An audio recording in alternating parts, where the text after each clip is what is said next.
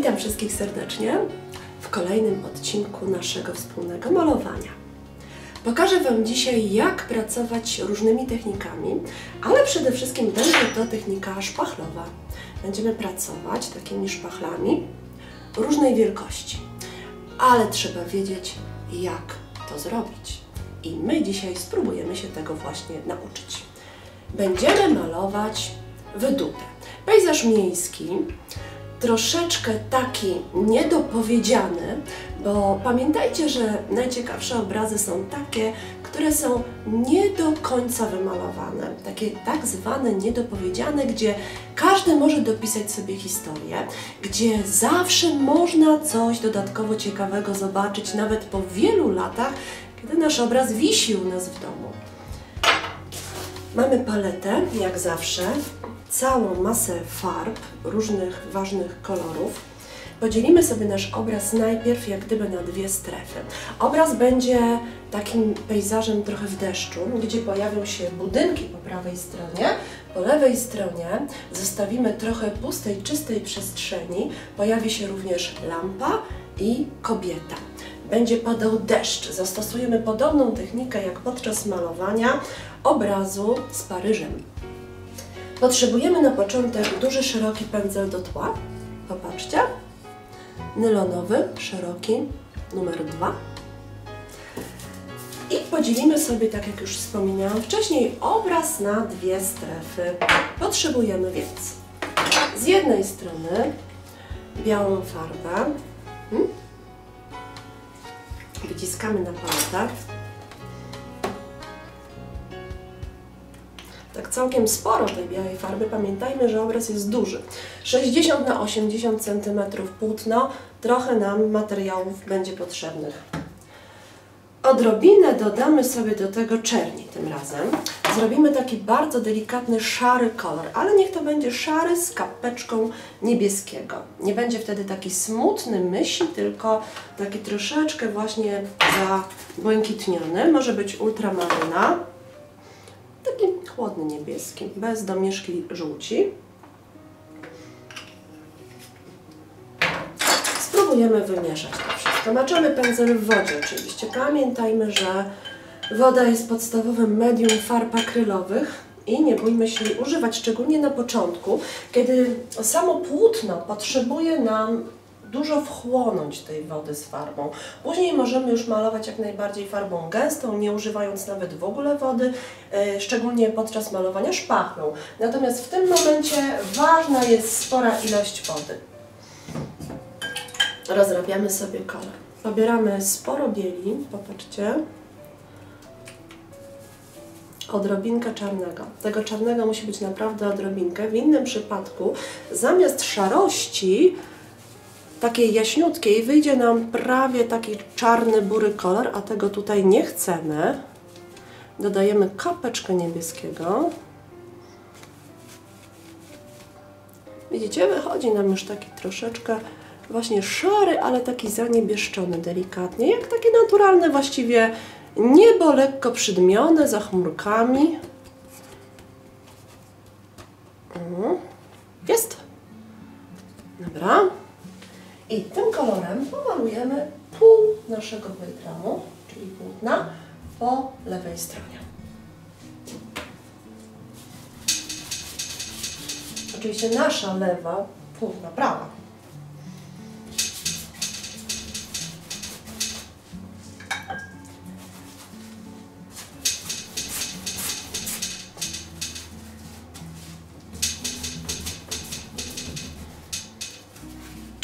Przytrzymam sobie troszeczkę płótno, dlatego że ono dosyć intensywnie pracuje, boję się, aby nie spadło.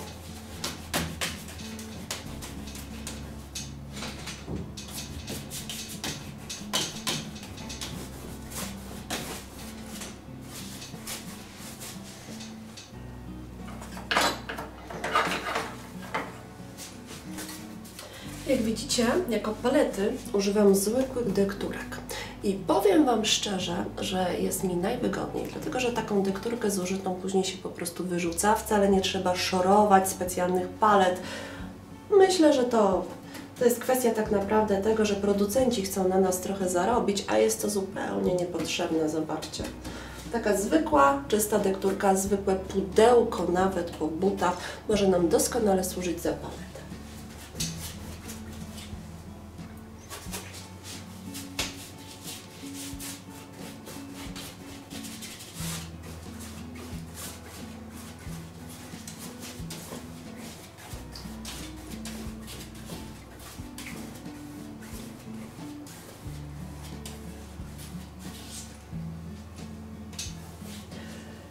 Dobrze, mamy już jedną stronę pomalowaną na jasny kolor, druga strona musi być kontrastowa. Ponieważ znajdą tutaj się w tym miejscu budynki, potrzebujemy czarną farbę, pomieszamy sobie odrobinę z czerwoną farbą, taką troszeczkę może być ciemniejszą, może być karmin. Używamy sobie cały czas tego samego pędzla, tylko teraz go myjemy i lekko obcieramy o ściereczkę. I jedziemy. Dodaję jeszcze odrobinę tego granatu, który nam został, tej ultramaryny, kapeczka do tego karminu i ma wyjść nam taka ładna, ciemna, zobaczcie, czekolada. I takim czekoladowym kolorem będziemy pokrywać całą strefę z prawej strony.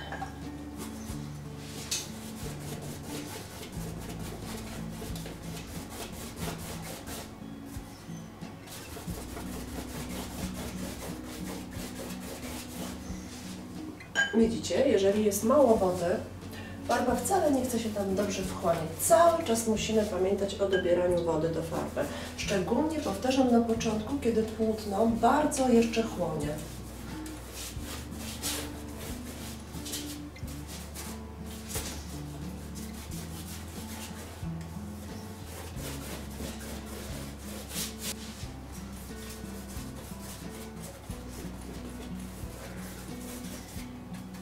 Kolory nie muszą być wszędzie identyczne, takie same, mogą być naturalne przejścia, w jednych miejscach ciemniejsze, z większą ilością czerni, w innych miejscach może prześwitywać troszeczkę czerwień. Pamiętajmy, że to nie musi i nawet nie powinno być malowane szablonowo i perfekcyjnie. Ważne, żeby nie zostawały w tym momencie białe ślady na płótnie. Tu się nam tworzy takie ładne, naturalne przejście, ponieważ mokra, jasna farba bardzo ładnie tworzy melanż z tą ciemną.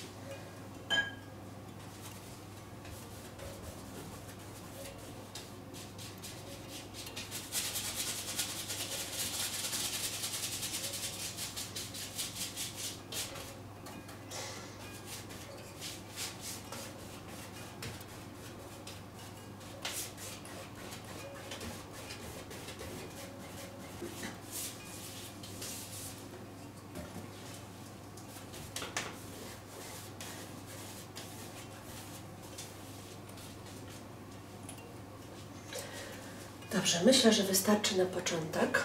Co robimy dalej? Dalej będziemy pracować właśnie obiecaną przeze mnie szpachlą. Potrzebuję teraz sporo bieli na palecie. Muszę znaleźć trochę czystego miejsca.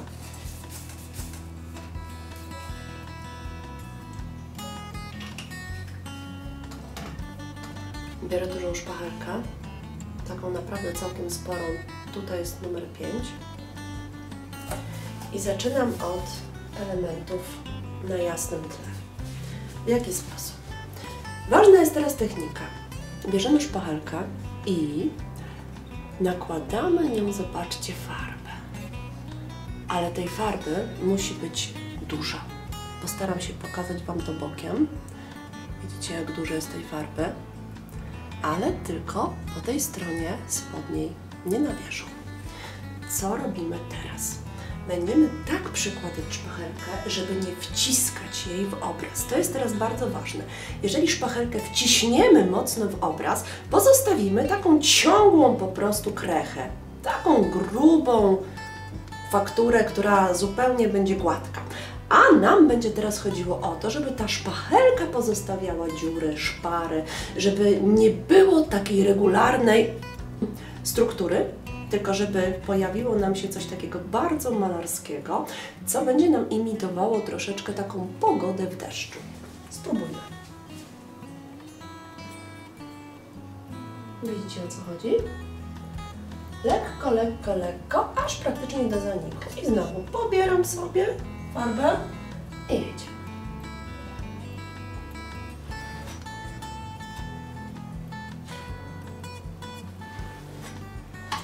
Bardzo dobrze, że to tło jeszcze jest mokre, bo ta farba jeszcze ładniej jak gdyby łączy się z tym, co jest pod spodem.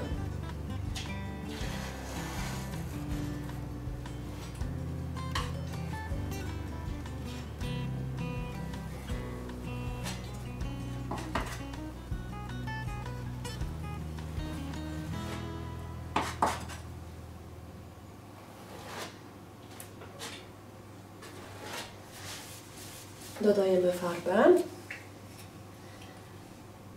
Na ten obraz pójdzie całkiem sporo farby, ale nie przejmujcie się, efekt będzie tego warty.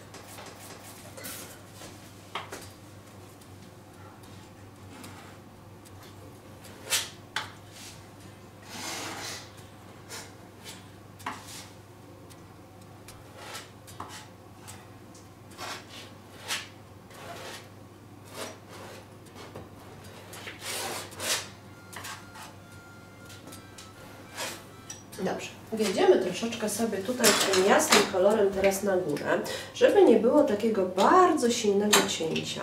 Chciałabym sprawić takie wrażenie, że ta góra tego budynku troszeczkę zaczyna zanikać w tym deszczu, we mgle.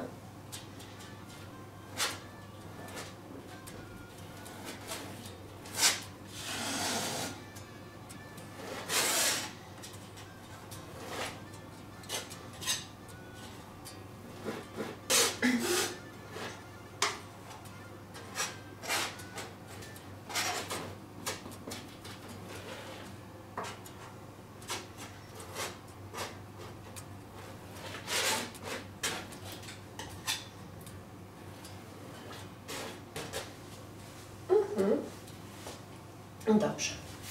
Wydzielam szpachelkę o szmatkę.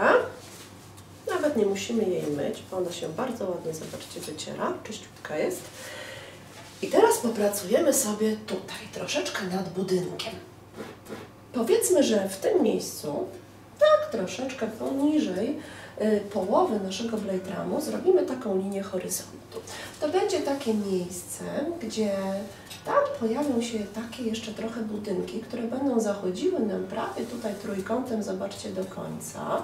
Pokażemy, że coś tam się jeszcze dzieje, ale żeby perspektywa była ciekawa, zrobimy tutaj taki łuk pokazujący, że schodzi nam w tą stronę uliczka.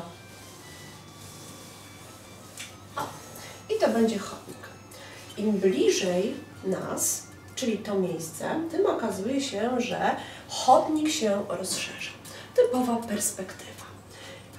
Im dalej, tym się zawęża. Właściwie prawie do jednego punktu, który w pewnym momencie gdzieś zanika. Dobrze. Mamy krawężnik. Wiemy już, jak będzie wyglądała uliczka. Ustawmy sobie, co będzie w naszej kamienicy. Chciałabym pokazać jeszcze perspektywę tutaj. I teraz zobaczcie, na czym polega perspektywa zbieżna. Gdybyśmy chcieli przedłużyć wszystkie linie, to w pewnym momencie poza obszarem obrazu stworzyłby się jak gdyby jeden punkt. To jest bardzo prosta perspektywa z jednego punktu zbiegu. Wszystkie linie musiałyby dążyć dokładnie do tego samego punktu. W momencie, kiedy przybliżamy obraz do siebie, robimy taki zoom, to wszystko się poszerza, a zawęża się tam daleko. Tworzy więc się rodzaj takiego pewnego trójkąta. Patrzcie, zbiegu. W związku z tym, jeżeli rozszerzyłam na dole kamienicę i ona się kończy tutaj, to na górze też punkt zbiegu musi odpowiadać temu samemu punktowi gdzieś tam daleko umieszczonemu. Stąd takie wrażenie, że na górze okna, prawda, lub jakieś tam otwory, balkony będą szły w taką stronę, później robi nam się zupełnie niemalże prosto, a im niżej, tym one będą znowu opadały ku dołowi. W ten sposób będziemy mieli wrażenie, że perspektywa jest taka prawdziwa, realistyczna w obrazie oraz pokażemy, co jest bliżej, co jest dalej. Dobrze, wiemy już, jak przebiegają linie. Teraz może witryny sklepowe. Pamiętajmy, że te wszystkie linie, które się pojawią jako elementy okien, balkonów, wszystko, co się znajduje w kamienicy, muszą być pionowe. To, co jest pionowe, kąt 90 stopni.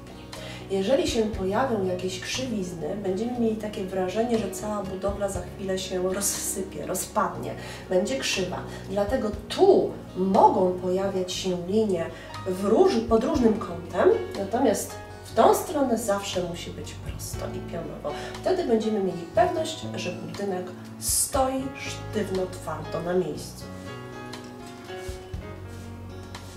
Dobrze.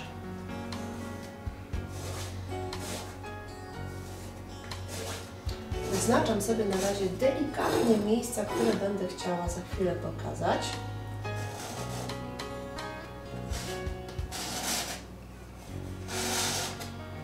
Pojawia mi się tutaj okienka i wyżej też, ale dopasowane do linii, które wcześniej umieściłam. Dobrze. Robimy sobie okna na ciemny kolor. Znowu musimy wytrzeć szpachelkę. Trochę czarnego.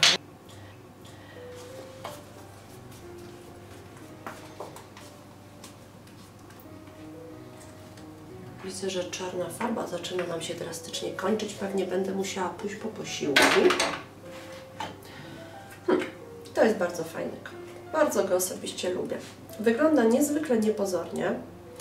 Zobaczcie, taki złamany brąz. Rough Amber, taka jest nazwa akurat tej firmy. I często ona się pojawia. I ten brąz ma w sobie taką jak gdyby domieszkę trochę zieleni takiej zgniłej. Zobaczcie, jest nowa, więc należy tutaj oderwać sobie pazłotko. To nie jest wcale takie proste. Chyba mi się udało. Dobra, dociskamy sobie Rough Amberu. I odrobinę tej naszej czerwieni.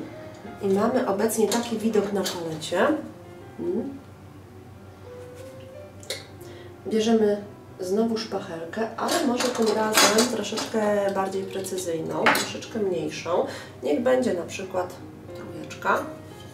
Nie musicie się tak strasznie sztywno trzymać tych numerów. Pamiętajcie, że tak naprawdę różnymi szpachelkami możemy pracować. Jeśli nie mamy tej największej, damy radę też i mniejszą, tylko trzeba troszeczkę popracować nad nią. Ciemny kolor rozrabiamy. I znowu pobieramy tak całkiem sporo na tą szpachelkę. Zobaczcie, nigdy od góry, zawsze od dołu. I teraz wyznaczamy sobie ciemniejsze jeszcze niż są okienka. Nie martwcie się jakimiś niedociągnięciami, to później bardzo dobrze wygląda. Akurat przy tym obrazie. To nie ma być obraz świetnie wypracowany, ale ma zostawić ze sobą dużo właśnie celowych, takich artystycznych niedociągnięć. Dobrze. Pokażmy może jakieś takie parapeciki gdzieś pod spodem zasugeruję jeszcze w tych okienkach. Niech tutaj się jeszcze coś na ścianie zadzieje ciekawego. Teraz tak, pewne elementy dobrze by było, gdyby teraz wychodziły sobie tutaj tak jak gdyby częściowo na zewnątrz, moglibyśmy pokazać, że to jest dalszy ciąg jakiegoś niżej położonego budynku. Tym bardziej, że chciałabym, aby tutaj też pojawiły się właśnie budynki. I tutaj bardzo ładnie ten amber, o którym już wspominałam, się sprawdzi. Zobaczcie, on się połączy jeszcze w tym momencie z tą białą farbą w tle, która będzie jeszcze dosyć długo mokra. No, pamiętajmy, że to są naprawdę grube warstwy. Dobrze by było, gdyby częściowo sprawić takie wrażenie, że ten budynek gdzieś tam idzie jeszcze do góry, ale w pewnym momencie zupełnie nam będzie zanikać. O. Wtedy uzyskamy takie wrażenie miasta z tyłu. Możemy również wydrapywać, popatrzcie, szpachelką różne elementy. Jeżeli troszeczkę wydrapiemy jakiś taki kształt, to będziemy mieli zaraz wrażenie być może jakichś witryn sklepowych, jakichś okienek gdzieś tam, które się majaczą w tle. No, robi się całkiem ciekawie. Dobra. Może jakiś balkonik powinien gdzieś się tutaj pojawić. Odrobinę jasnej farby dla skontrastowania obrazu. I już mamy sugestię balkoniku.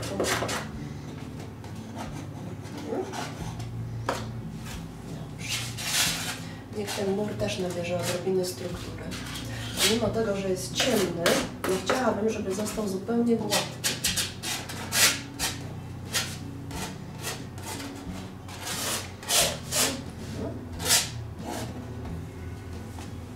Robi nam się całkiem ciekawie.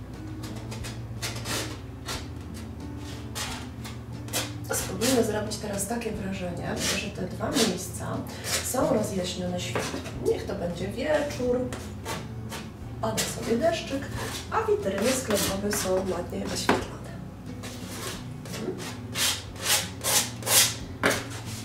Jeszcze troszeczkę tutaj odbić, przyda nam się. Popatrzcie, bo ta kamienica daje cień. Dlatego zrobiliśmy tak naprawdę całe puzzle tam ciemne, żeby później w bardzo prosty, łatwy sposób uzyskać te cienie. Dodajmy sobie tego naszego ulubionego amberu, który nam lekko ociepla. On wprowadza właśnie taki kolor brązu złamanego pomiędzy tymi czekoladowymi kolorami, które pojawiły się z pomieszania czarnego i czerwonego. Cały czas zwróćcie uwagę, że dotykam bardzo delikatnie ręką z dużą ilością farby. W ten sposób pojawiają mi się takie właśnie śmieszne kropeczki, które tworzą bardzo ciekawe struktury.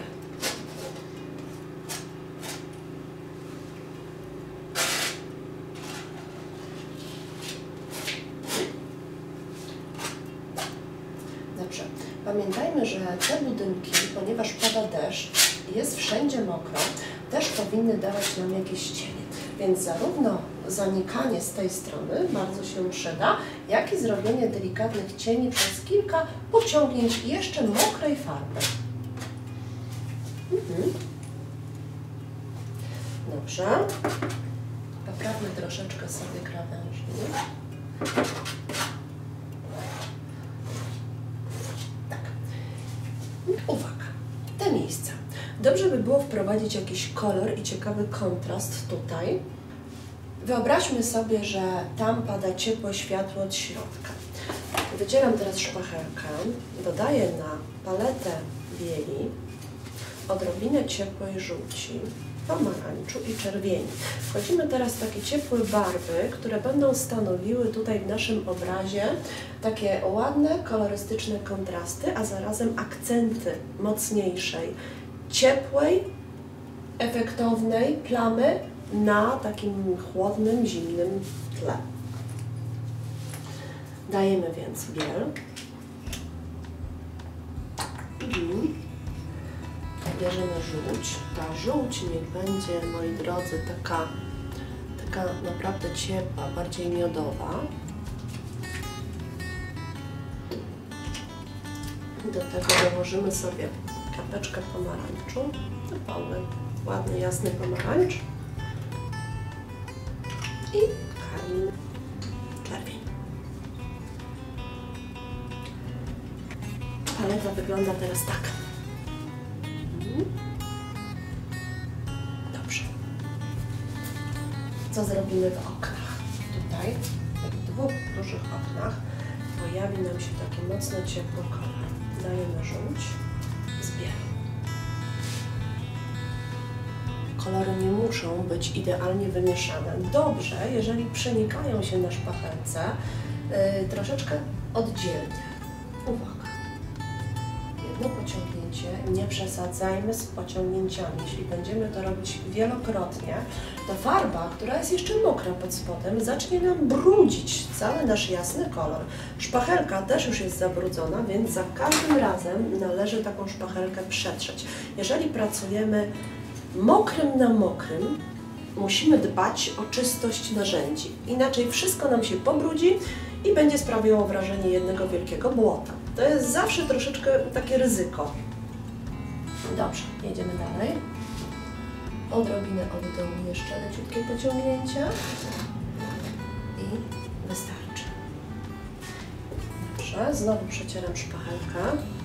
Pobieramy jaśniutkie, czyste kolory. I bardzo proszę, jedziemy teraz z tej strony. Hop. I do góry. Dobrze. Pamiętajmy o tym, że znowu musi nam się wszystko odbić w mokrym podłożu od deszczu, więc delikatnie, leciutko wycieramy szpachelkę, kiedy nam się brudzi, przypominam. Delikatnie, leciutko schodzimy znowu w dół.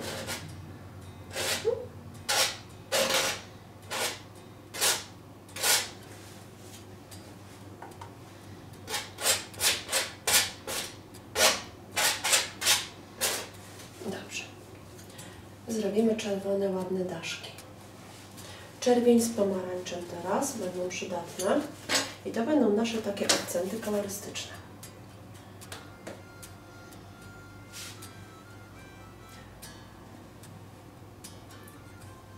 Hop.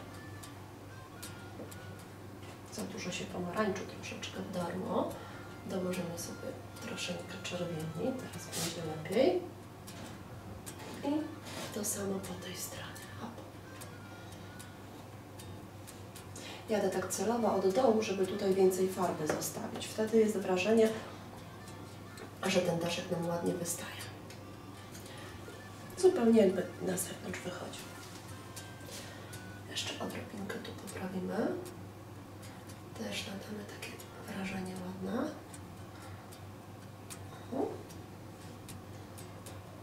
Dobrze.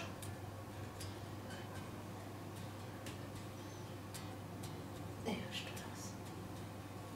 O, teraz mi się zaczyna podobać.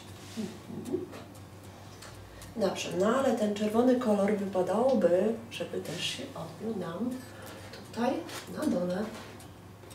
Wyobraźcie sobie, że to jest taki rodzaj lustra. Wszędzie tam, gdzie jest mokro, gdzie pojawia się woda, mamy do czynienia z lustrzanym odbiciem.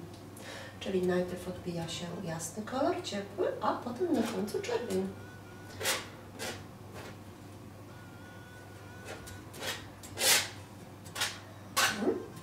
Świetnie.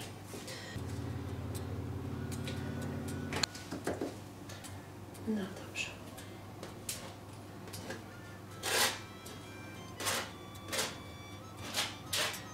Robi się coraz ciekawiej, prawda?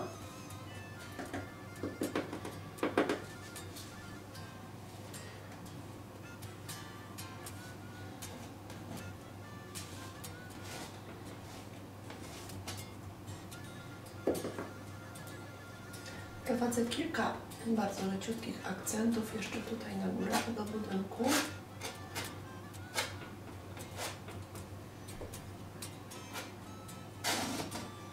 Niektóre okienka też mogą się tak odrobineczkę zaświecić, ale bardzo delikatnie, nie przesadzajmy, bo zrobi się nam zbyt pstrokato. Dobrze. Przechodzimy sobie na tą stronę. bo jeszcze jest za pusto. Zróbmy lampę, taką świecącą się tutaj z brzegu i jakąś idącą postać. Będzie romantycznie. Jak zrobimy lampę? Bardzo trudno jest po prostu wziąć pędzelek i zrobić idealnie równą linię. Gdzieś ta linia zawsze może nam się załamać, może się zrobić taka kręcona, nie bardzo. Później mamy problem, nie wiadomo jak to wytrzeć, co z tym zrobić, czy czekać aż wyschnie, zamalowywać. Jest na to lepszy sposób, zdecydowanie. I tutaj nam się przyda jakaś taka duża szpachtelka, taka może być z powrotem ta sama piątka, którą na początku pracowaliśmy.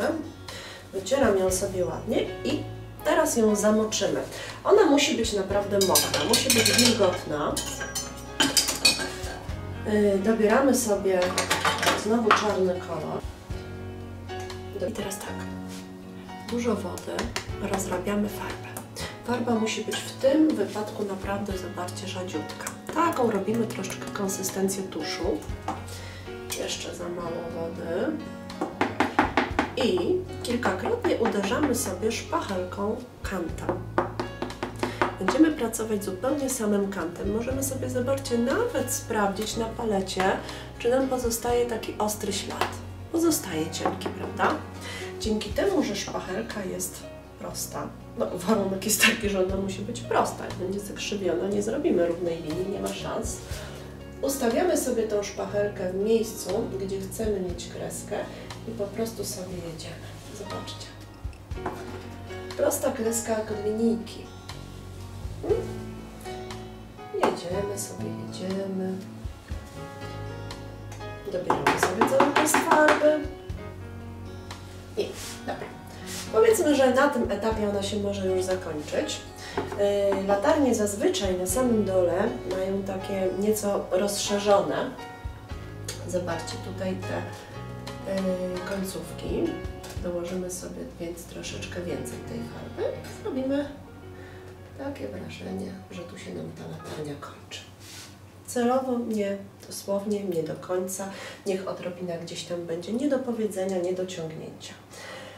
Od razu tak naprawdę możemy sobie zrobić takie wrażenie, ponieważ tu jest woda, cały czas przypominam, jest mokro, nawet paluszkiem, że pojawi nam się cień po prostu od tej latarni.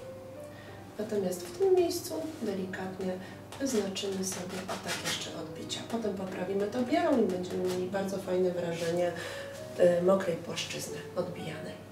Dobrze, lampa się gdzieś tam będzie kończyła tutaj. Dobrze by było teraz zrobić górę lampy.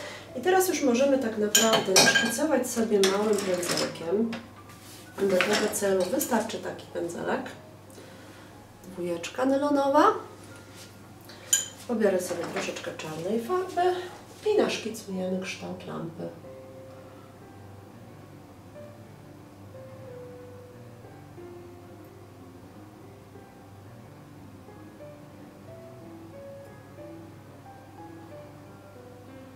Niech ona będzie taka ładna, ozdobna.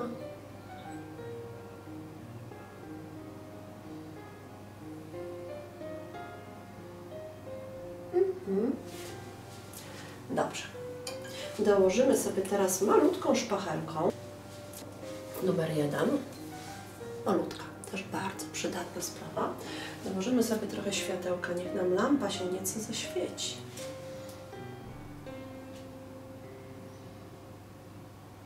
No i tutaj pamiętajmy, że też będzie zawsze ryzyko, że pojawi nam się czarny kolor, który przed chwilą był używany do zrobienia konturu, więc staramy się tak niewieloma pociągnięciami uzyskać od razu tutaj ten kolor poszukiwany. Dobrze, góra lampy niech będzie ciemniejsza. Do czerni dodaję odrobinę amberu. Skontrastujemy ładnie teraz. I dodamy kantem znowu szpachelki, kilka delikatnych obrysików, które nam uwydatnią naszą lampę oraz pokażą jakieś ozdobniki.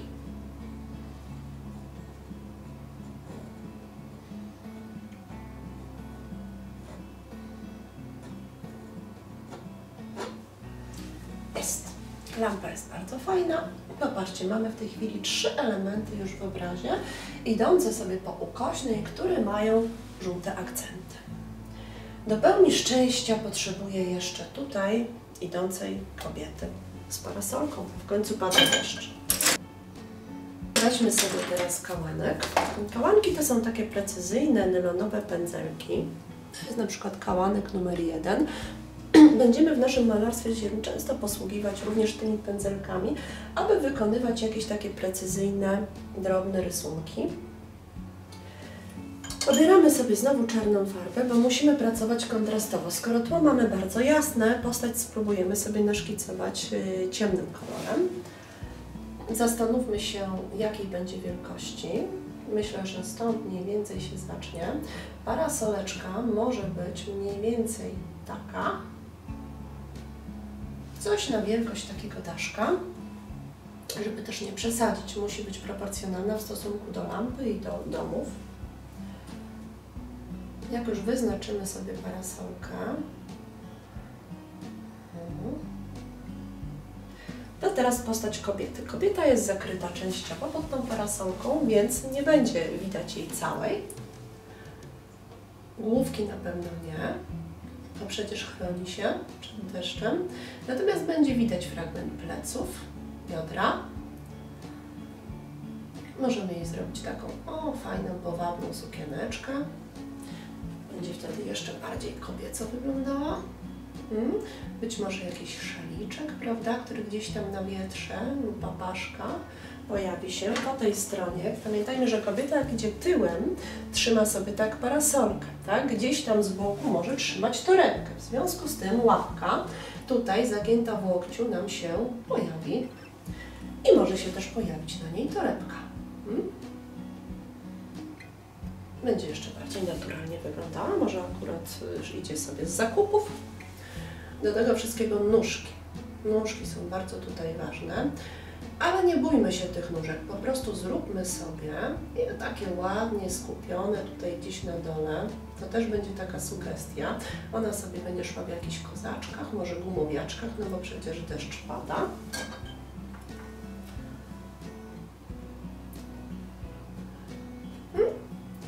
Tutaj będzie sobie wszystko się znowu odbijało tak samo jak w lampie, no bo przecież lampa nie może się odbijać, a kobieta zostanie jak duch.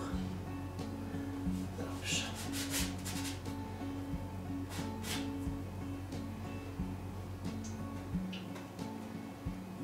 Dobrze, mamy szkic. Przejdziemy sobie teraz do zamalowania kobiety szpachelką, ponieważ cały obraz jest szpachlowy, kobieta też musi być zamalowana szpachlu. Pobierzemy sobie znowu tą malutką szpachelkę, jedyneczkę, wycieram ją. Samo umoczenie w wodzie niewiele da, trzeba zawsze wytrzeć, więc proponuję podryć sobie niepotrzebne ubranie, stary podkoszulek na szmatki, mogą być bawełniane, mogą być nylonowe, właściwie jakiekolwiek. Tu mam akurat zwykłe płótno po starym jakimś prześcieradle. Zobaczcie. Bierzemy się za parasolkę. Parasolka będzie naszym kolejnym czerwonym elementem w naszym obrazie i ona też sobie tak będzie kompozycyjnie szła ukośnie. Mamy sobie odbicia światła czerwonego i pojawi się też ta czerwona parasolka. Zwróćcie uwagę, gdzie pada światło. Zarówno od lampy, jak i po tej stronie jest zdecydowanie więcej światła. Dobrze by było, gdyby parasolka od lewej strony była jaśniejsza, a od prawej nieco ciemniejsza. Pomarańcz z czerwienią łączymy na szpachelce i od dołu do góry idziemy według kształtu.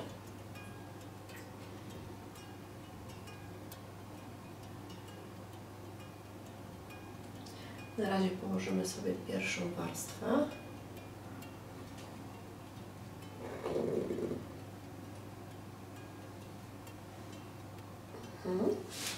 A teraz przyciemnimy. Muszę sobie dołożyć troszeczkę czerwieni.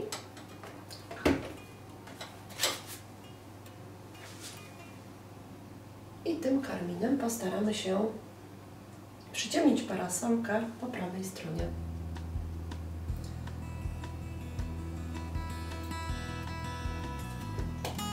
Dobrze, teraz tak, odrobinę czarnej farby kancikiem, tak jak poprzednim razem. I znowu, tak jak w przypadku lampy, leciuteńko, delikatnie pokażemy takie jeszcze zarysowania kształtu tej parasolki.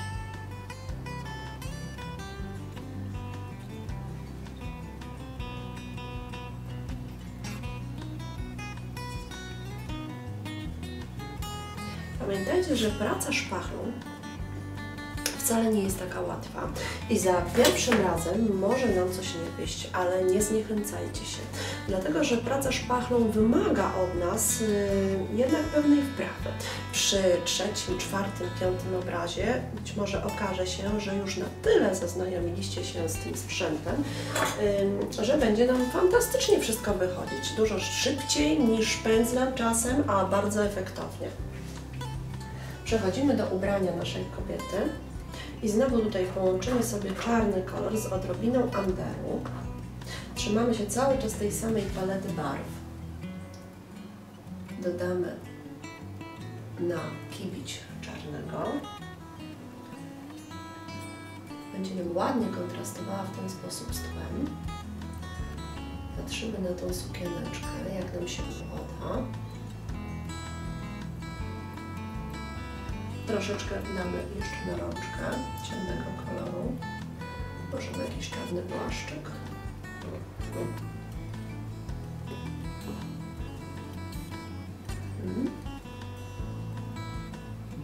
Do tego jej zrobimy buciki, ale jeszcze na nóżki, które możemy pokazać na troszeczkę jaśniejszy kolor.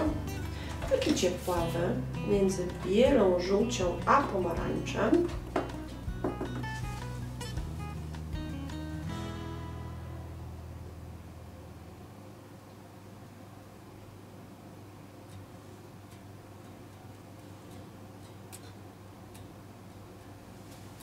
Dobrze, i ciemne kozaczki.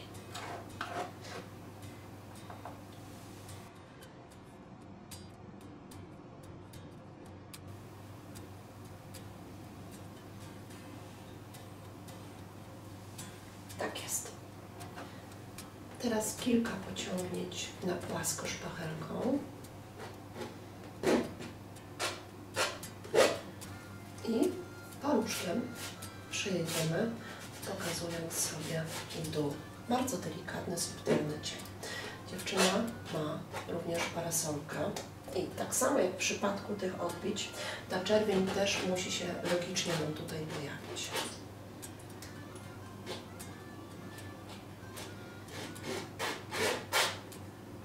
Ale to wszystko ma być rozmazane. Dobrze. Znowu wycieram szpachelkę. Zrobimy teraz dziewczynie czerwony szaliczek fruwający gdzieś na wietrze.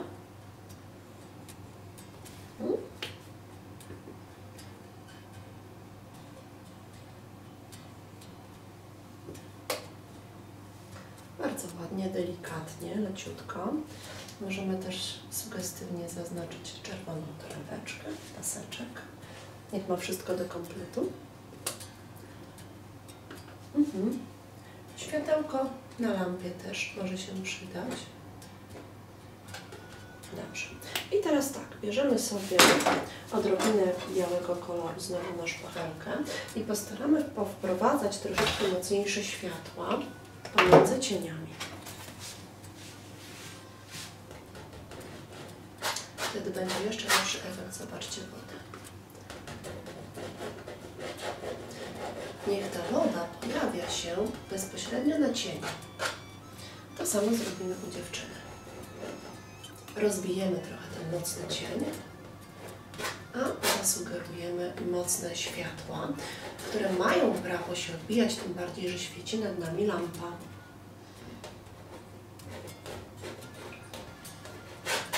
Światła mogą sobie również wchodzić tutaj nieco w strefę cienia.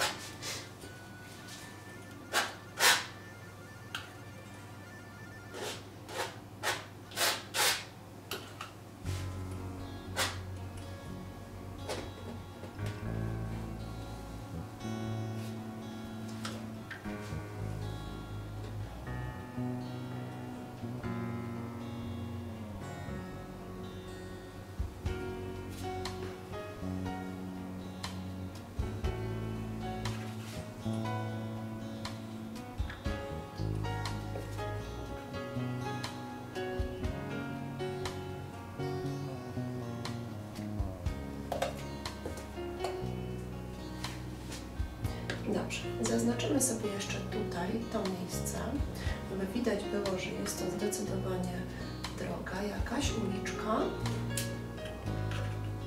jasnym kolorem.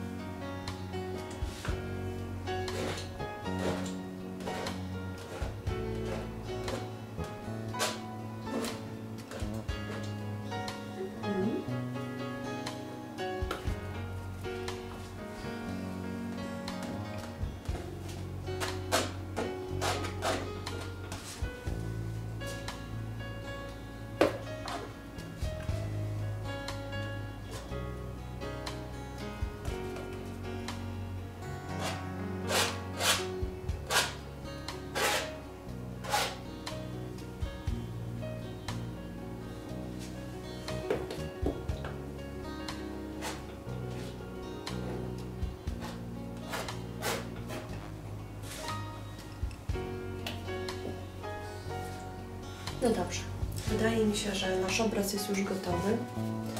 Zrobię Wam przybliżenie. Popatrzcie na pewne elementy, jak wyglądają ciekawie z bliska i spróbujemy przyłożyć do niego ramy.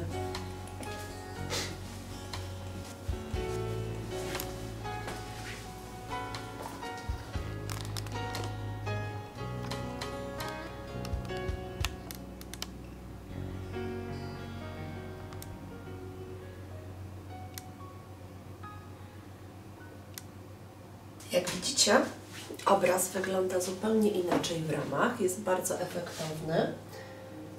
Myślę, że wpasuje się w każde wnętrze. Rama jest piękna, przecierana, właściwie pasująca prawie do każdego obrazu, a ten kolor ciepły złoty bardzo ładnie podkreśla nam wszystkie elementy takie zarzucone, z czerwieniami, te ambery, ugry, które się też gdzieś tam pojawiają. Mam nadzieję, że dzisiejsza lekcja wszystkim się podobała i że będziecie mogli w domu bez problemu namalować sobie taką wydutę w deszczu. Pamiętajmy, że tą techniką w zasadzie można namalować każdą kompozycję, zarówno pejzażu, jak i martwej natury, kwiaty, postaci. Postaram się Wam jak najwięcej pokazać i najważniejsze, praca szpachlą. Uczmy się, nie bójmy się. Szpachelka jest fantastycznym narzędziem, które pozwala, jak widzieliście, na uzyskiwanie cudownych efektów.